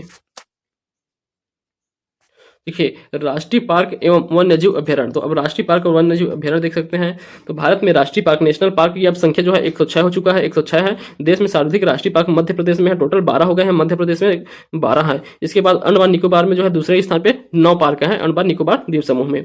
भारत में वन्यजीव अभ्यारण्य की संख्या जो है लगभग 543 है, लगभग 543 है। तो 500+ याद रखेंगे। देश में सर्वाधिक वन्यजीव अभ्यारण्य जो है अंडमान निकोबार द्वीप समूह में है, लगभग 96। तो 96 जो है अंडमान निकोबार में है सबसे ज्यादा, 543 में से। चलिए आगे देखिए यहाँ कौन कौन से जिलों में, किन राज्यों में जो है प्रसिद्ध है देख सकते हैं। तो देखिए असम में काजीरंगा राष्ट्रीय उद्यान, एक सिंह वाले गैंड पाए जाते हैं। मानस वन्यजीव अभ्यारण्य भी है। उत्तरांचल में जिम कॉर्बेट भारत का सबसे प्रथम राष्ट्रीय उद्यान है, जिम कॉर्बेट। उड़ीसा में है नंदनकानन राष्ट्रीय उद्यान, भुवनेश्वर में है। भीतरकनिका अभ्यारण्य है, यहाँ ओलिव रीडर कछुओं के लिए प्रसिद्ध है। ओलिव रीडर कछुओं के लिए कौन सा? भीतरकनिका अभ्यारण्य। कर्नाटक में है नागरहोल राजीव गांधी राष्ट्रीय उद्यान, बांदीपुर में। केरल के पेरियार में है पेरियार राष्ट्रीय उद्यान। गुजरात कि गिर राष्ट्रीय उद्यान एशियाई शेर पाए जाते हैं, जहाँ गिर राष्ट्रीय उद्यान में जम्मू कश्मीर में है। दचिगाम हंगुल पाए जाते हैं, यहाँ दचिगाम में हंगुल पाए जाते हैं। हेमिस हेमिस भी है कहाँ, जम्मू कश्मीर में। यह सबसे बड़ा है, यहाँ स्नो लियोपार्ड के लिए प्रसिद्ध है, स्नो लियोपार्ड स्नो के लिए प्रसिद्ध है। हेमिस राष्ट्रीय उद्यान यह कहाँ, जम्मू कश्मीर में है, यह जो है जिसका सबसे बड़ा राष्ट्रीय उद्यान है। पश्चिम बंगाल में देखिए सुंदरवन डेल्टा सुंदरवन राष्ट्रीय उद्यान और जल्दापारा राष्ट्रीय उद्यान। महाराष्ट्र में पेंच राष्ट्रीय उद्यान और टकोवा राष्ट्रीय उद्यान। राजस्थान में है केवला देवघाना राष्ट्रीय उद्यान। भरतपुर में साइबेरियन क्रेन के लिए प्रसिद्ध है। रणथंभौर राष्ट्रीय उद्यान और डेजर्ट नेशनल पार्क जैसलमेर में है, ये दोनों भी राजस्थान में स्थित है। अंडमान निकोबार में देखिए मेरीन पार्क साउथ बटन सबसे छोटा, यह है जो अंडमान निकोबार में साउथ बटन है, यह सबसे छोटा राष्ट्रीय उद्यान है। भारत के राष्ट्रीय पशु बाघ के संरक्षण के लिए 1973 में प्रोजेक्ट टाइगर, तो 1973 में लाया गया है, प्रोजेक्ट टाइगर लाया गया था। राष्ट्रीय विरासत पशु हाथी के संरक्षण के लिए 1992 में प्रोजेक्ट एलिफेंट लाया गया था। तो 1992 में प्रोजेक्ट एलिफेंट लाया गया, 1973 में प्रोजेक्ट टाइगर लाया गया था, याद रखेंगे। आगे देखिए वन्य प्राणी, तो भारत में जियो की 89,000 प्रजातियां पाई जाती हैं। तो 89,000 प्रजातियां भारत में देखने को मिलता है। एक सींग वाले गैंडे पश्चिम बंगाल तथा असम के दलदली क्षेत्रों में रहते हैं। कच्छ के रण तथा थार मरुस्थल में क्रमशः जंगली गधे और ऊंट रखते हैं। भारत विश्व का अकेला देश है जहां शेर तथा बाघ दोनों पाए जाते हैं, शेर और बाघ दोनों पाए जाते हैं भारत में। एशियाई शेर केवल गुजरात के गिर जंगल में पाए जाते हैं एशियाई शेर। लद्दाख की बर्फीली ऊंचाइयों में याक पाए जाते हैं, यहीं कहीं कहीं लाल पंडा भी देखने को मिलता है। लद्दाख की जो बर्फाली ऊंचाई है वहां याक देखने को मिलेगा और लाल पांडा देखने को मिलता है। घड़ियाल मगरमच्छ की प्रजातियों का एक ऐसा प्रतिनिधि है जो विश्व में केवल भारत में पाया जाता है। घड़ियाल मगरमच्छ का एक प्रकार है, ये जो है कहाँ, सिर्फ भारत में पाए जाते हैं।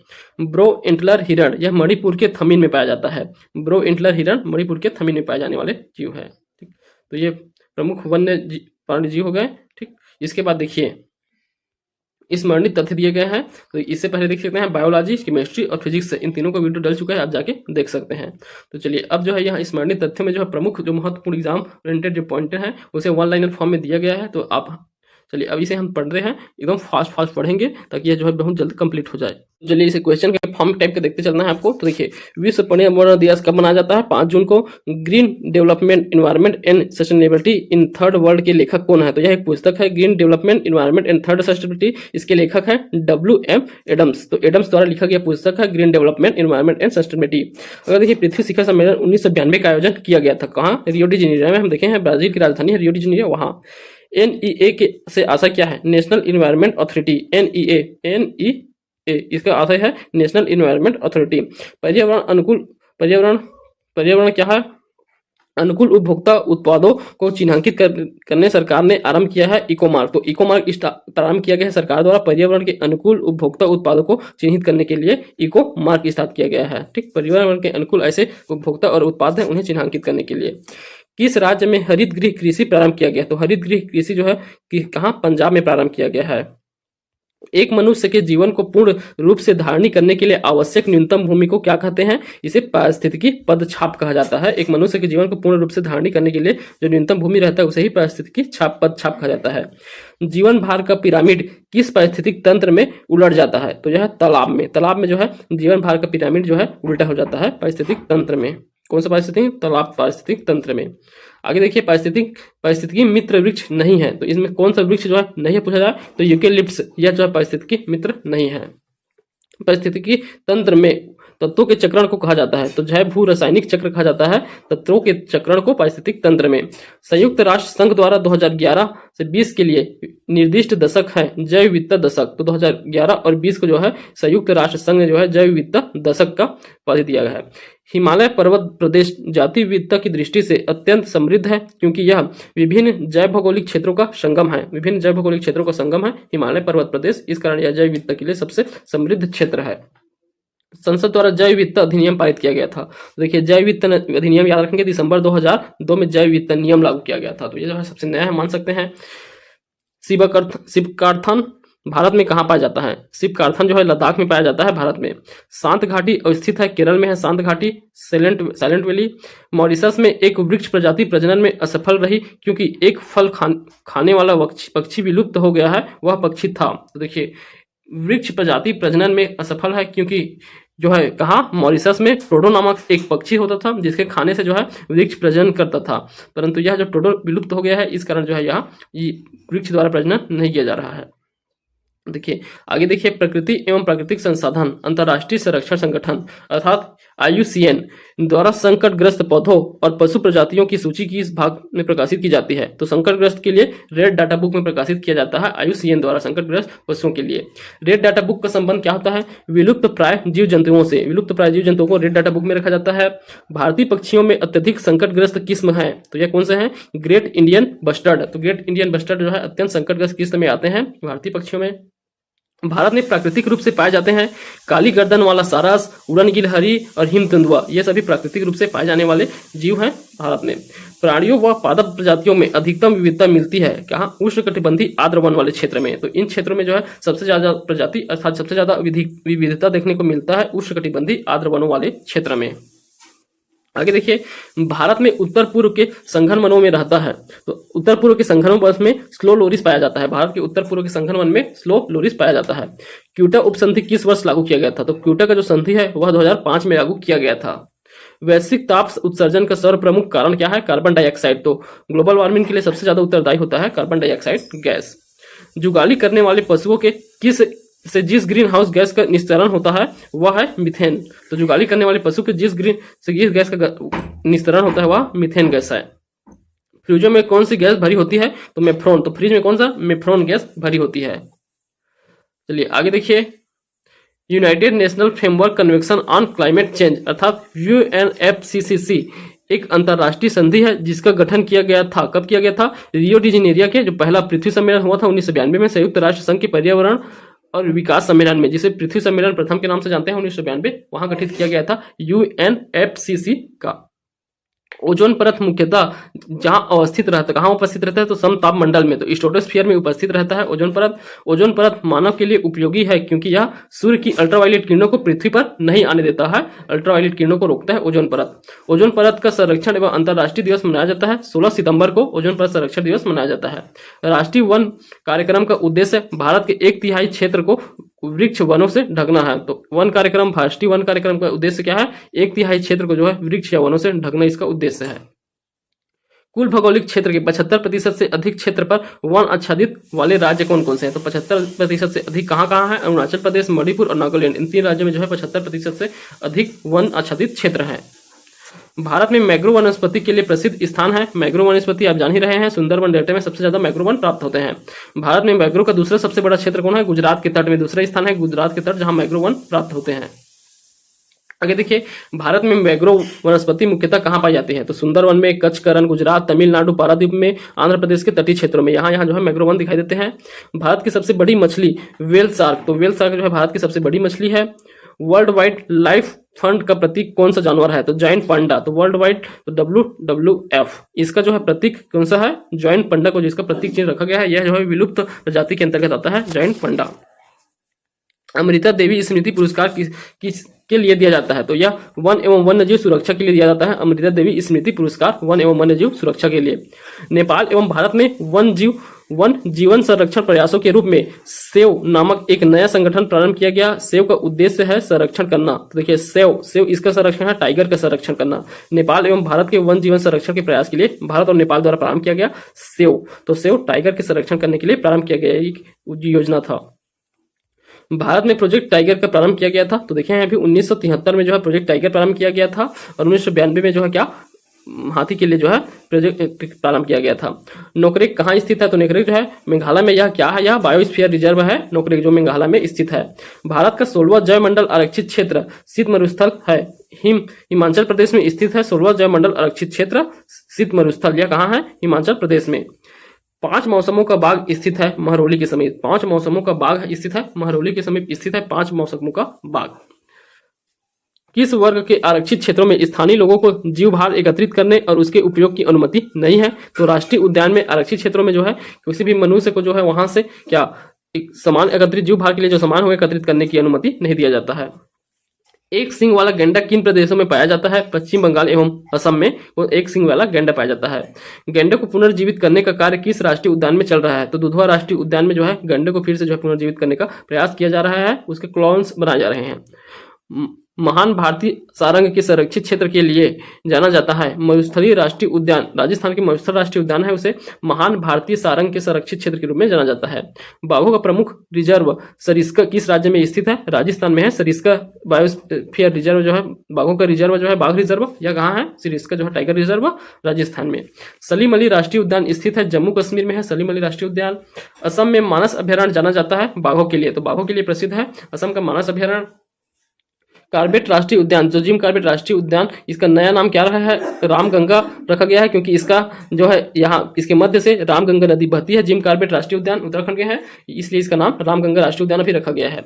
चिनार वन्यजीव विहार कहाँ अवस्थित है? तो चिनार वन्यजीव यह केरल में स्थित है।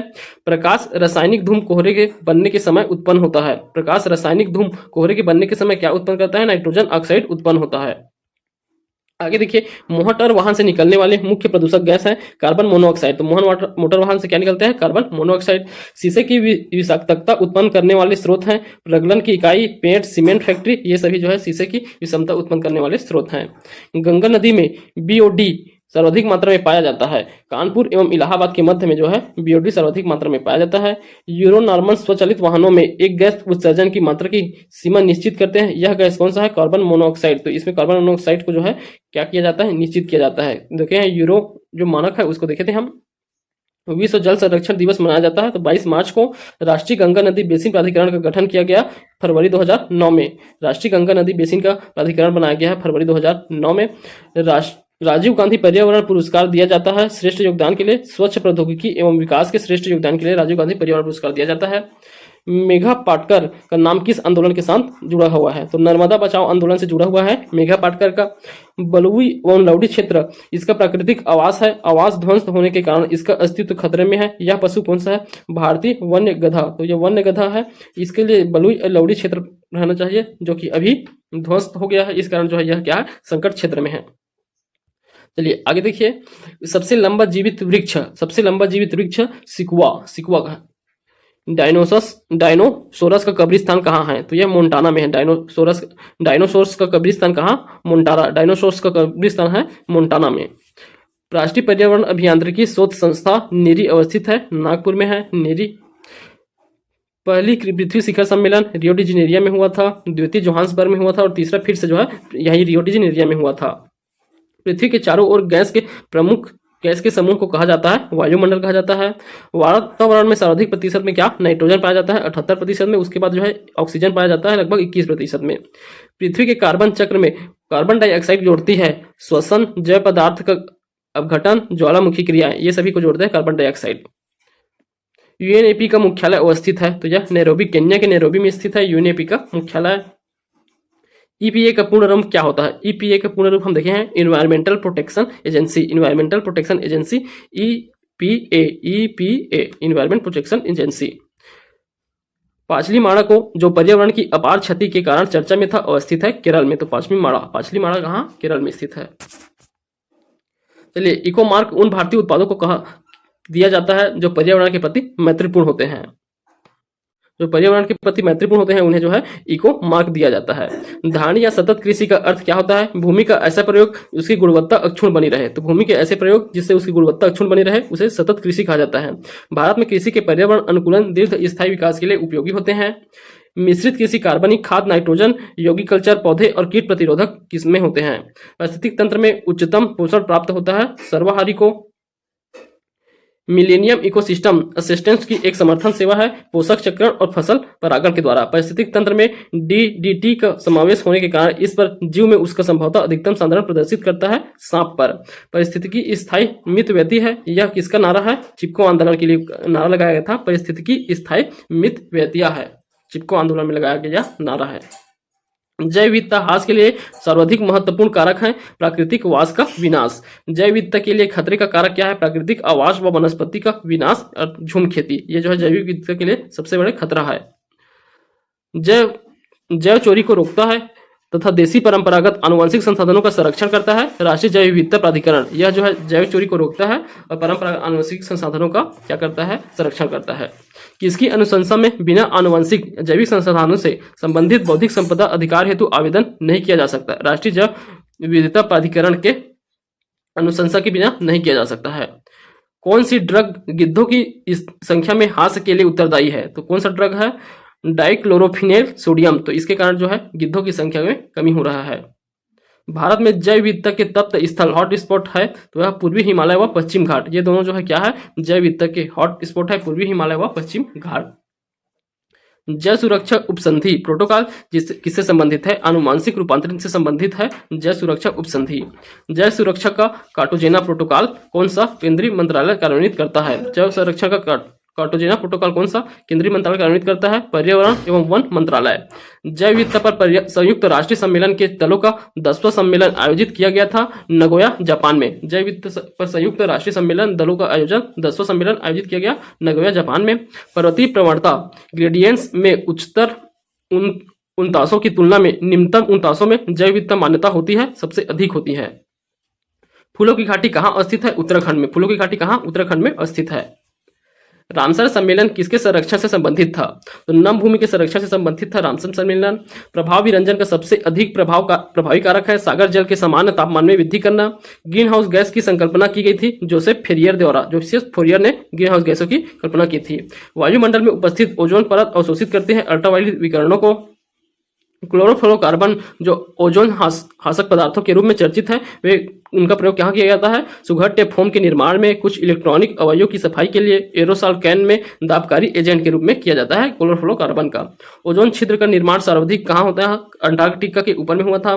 मॉन्ट्रियल प्रोटोकॉल किससे संबंधित है? ओजोन परत संरक्षण से संबंधित है। विश्व वन्य जीवन कोष की स्थापना किया गया था 1961 में। तो विश्व वन्य जीव कोष की स्थापना 1961 में किया गया था। हम देखे थे WWF की स्थापना किया गया था। वन्य जीव संरक्षण अधिनियम किस वर्ष लागू किया गया था? 1972 में। भारतीय वन्य जीव संस्थान कहाँ स्थित है? देहरादून में स्थित है वन्य जीव संस्थान। वन अनुसंधान संस्था कहाँ स्थित है? यह भी देहरादून में स्थित है। किस राज्य में वन का सर्वाधिक क्षेत्र है? मध्य प्रदेश में। नागालैंड के पर्वत क्रमशः बंजर होते जा रहे हैं, इसका प्रमुख कारण है झूम कृषि। किस देश में कुल का सर्वाधिक प्रतिशत आच्छादित है? सूरीनाम। सूरीनाम जो है देश है, वहां जो है सर्वाधिक क्षेत्र जो है आच्छादित वन में आते हैं। चिपको आंदोलन मूलतः किसके विरुद्ध था? वन कटाई के विरुद्ध जो है चिपको आंदोलन लाया गया था। पग चिन्ह या फुट मार्क तकनीक का प्रयोग किया जाता है वन जंतु की जनसंख्या आकलन करने के लिए जो है पग चिन्ह या फुट मार्क तकनीक का प्रयोग किया जाता है। जंगली गधों का अभ्यारण्य कहाँ है? गुजरात में जंगली गधों का अभ्यारण्य है। दफा टाइगर रिजर्व कहाँ स्थित है? मिजोरम में। दफा टाइगर रिजर्व मिजोरम में स्थित है। आगे देखिए, पेंच बाग आरक्षित क्षेत्र किन दो राज्यों में विस्तृत है? तो पेंच बाग कहाँ? मध्य प्रदेश और महाराष्ट्र में आरक्षित क्षेत्र है। भारत में सर्वप्रथम एक समुद्री सेक्चुरल जिसकी सीमाओं के अंतर्गत प्रवाल भित्ति, मोलस्का, डॉल्फिन, कछुए और अनेक प्रकार के समुद्री पक्षी स्थापित किया गया है, वह कहाँ है? कच्छ की खाड़ी में जो है समुद्री सेक्चुरल है जिसकी सीमा एचुरी, उसकी सीमा जो है अंतर्गत प्रवाल भित्ति, मोलस्का, डॉल्फिन, कछुए और अनेक प्रकार के समुद्री पक्षी स्थापित किए गए हैं कच्छ की खाड़ी में। चलिए अब देखिए अगला है राष्ट्रीय हरित अभिकरण। तो नेशनल ग्रीन ट्रिब्यूनल NGT के नाम से जानते हैं। यह बहुत महत्वपूर्ण ट्रिब्यूनल है। इसका निर्माण जो पर्यावरण से संबंध में किया गया है। तो देखिए, पर्यावरण से संबंधित किसी कानूनी अधिकार के प्रवर्तन तथा व्यक्तियों एवं संपत्ति के नुकसान के लिए सहायता और क्षतिपूर्ति देने या उससे संबंधित या उससे जुड़े मामलों सहित पर्यावरण संरक्षण एवं वनों तथा अन्य प्राकृतिक संसाधनों के संरक्षण से संबंधित मामलों के प्रभावी तथा शीघ्रगामी निपटारे के लिए राष्ट्रीय हरित अधिकरण अधिनियम 2010 के अंतर्गत 18 अक्टूबर 2010 को राष्ट्रीय हरित अधिकरण की स्थापना किया गया था। तो ये जो है एक न्यायालय है, मान सकते हैं नेशनल ग्रीन ट्रिब्यूनल न्यायालय है जो पर्यावरण संबंधित मामलों के लिए बनाया गया है। जो अधिनियम आया था राष्ट्रीय हरित अधिकरण अधिनियम 2010, उसी के तहत जिसे 18 अक्टूबर 2010 को राष्ट्रीय हरित अधिकरण की स्थापना किया गया। तो ये पर्यावरण संबंधित न्यायालय, इससे जुड़े जो मामले हैं वो इसी न्यायालय में जाते हैं। यह एक विशिष्ट निकाय है जो बहु अनुशंसात्मक समस्याओं वाले पर्यावरणीय विवादों को संभालने के लिए आवश्यक विशेषताओं विशेषज्ञ द्वारा सुसज्जित है। पर्यावरण संबंधित मामलों में अधिकरण का क्षेत्रवार तीव्र पर्यावरणीय न्याय प्रदान करेगा तथा उच्च न्यायालय में मुकदमेबाजी के भार को कम करने का सहायता करेगा। अधिकरण को देखिए, अधिकरण को आवेदनों या अपीलों से प्राप्त होने वाले 6 महीने के अंदर उनके निपटाने का प्रयास करने का प्रयास सौंपा गया है। आरंभिक रूप से NTG अर्थात यही ग्रीन ट्रिब्यूनल है 5 बैठक स्थलों पर स्थापित करना प्रस्तावित है। वह स्वयं को अधिक पहुंच योग्य बनाने के लिए सर्किट प्रक्रिया का पालन करेगा। अधिकरण की बैठक का प्रधान स्थल नई दिल्ली में होगा, तो नई दिल्ली में इसका प्रधान स्थल है, तथा भोपाल, पुणे, कोलकाता और चेन्नई, यहाँ अधिकरण की बैठक के लिए 4 अन्य स्थल होंगे। ठीक, तो यह है नेशनल ग्रीन ट्रिब्यूनल, तो एनजीटी है, इसका जो है गठन किया गया पर्यावरण संबंधी मामलों की सुनवाई के लिए। ठीक, तो ये बहुत इंपॉर्टेंट फैक्ट है। अगर आपको हमारा वीडियो पसंद आया तो वीडियो को लाइक कीजिए, शेयर कीजिए और चैनल को सब्सक्राइब कीजिए। धन्यवाद।